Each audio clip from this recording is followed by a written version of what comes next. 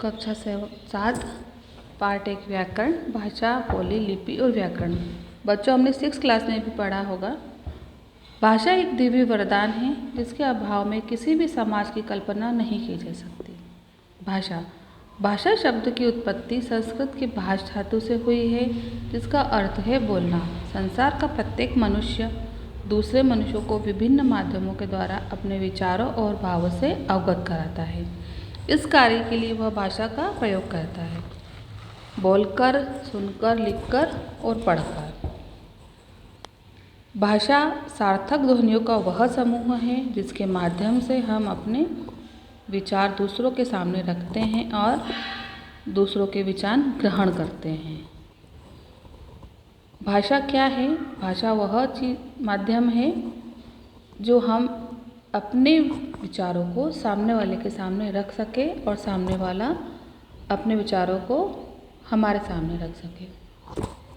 भाषा संस्कृत के भाष धातु से बनी होती है, जिसका अर्थ होता है बोलना।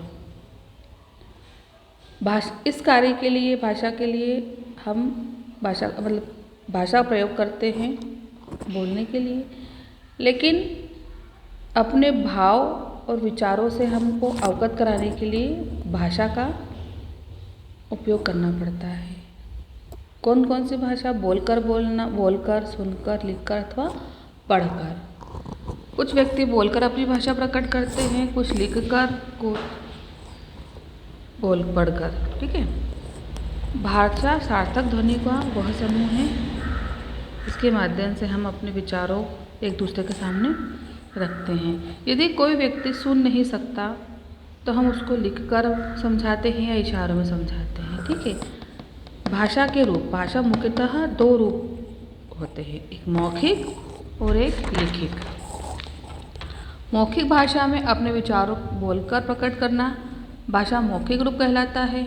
मौखिक भाषा का प्रयोग हम भाषण देने, टेलीफोन करने, बातचीत करने, साक्षात्कार करने, पढ़ने, समझने, कमेंट्री करने, संगीत सुनने इत्यादि में हम मौखिक रूप का उपयोग करते हैं। यह भाषा अस्थायी रूप होता है। अस्थायी क्यों होती है? एक बार तुमने बोल दिया, फिर उसको बच्चे उसको वो नहीं कर सकते लिखकर। और लिखित भाषा स्थायी होती है क्योंकि वह लेखन कार्य होता है। जो भाषा लिखकर पकड़ की जाती है उसे लिखित भाषा कहते हैं। यह भाषा का स्थायी रूप कहलाता है क्योंकि इसे भविष्य के लिए सुरक्षित रखा जा सकता है। और जो मौखिक भाषा होती है वह अस्थायी होती है क्योंकि उसे हम भविष्य के लिए सुरक्षित नहीं रख सकते। लिखित भाषा की उत्पत्ति मौखिक भाषा के पश्चात हुई है। पत्र लिखना, निबंध लिखना, कविता, कहानी इत्यादि यह सब लिखित भाषा के रूप होते हैं। कभी कभी संकेतों द्वारा भी हम अपने भाव या विचारों का प्रकट कर सकते हैं, परंतु ये विचार अपूर्ण एवं अस्पष्ट होते हैं। इसलिए सांकेतिक भाषा को व्याकरण में महत्व नहीं दिया जा सकता। इसलिए क्योंकि कोई भी व्यक्ति यदि सुन नहीं सकता बोलते तो हम इशारों द्वारा उसको अपनी बात समझाते हैं और व्यक्ति समझता है। इसे हमने स्थायी और मौखिक और लिखित भाषा की तरह इसको व्याकरण में महत्वता नहीं दी है। भारतीय भाषा और हिंदी। भारत के संविधान में 22 भाषाओं की मान्यता प्रदान की गई है। कन्नड़, संस्कृत, असमिया, उर्दू, उड़िया, कन्नड़, कोंकणी, कश्मीरी, सिंधी, बांग्ला, मराठी, नेपाली, हिंदी, मैथिली, पंजाबी, तेलुगु, संथाली, मलयालम, डोगरी इत्यादि।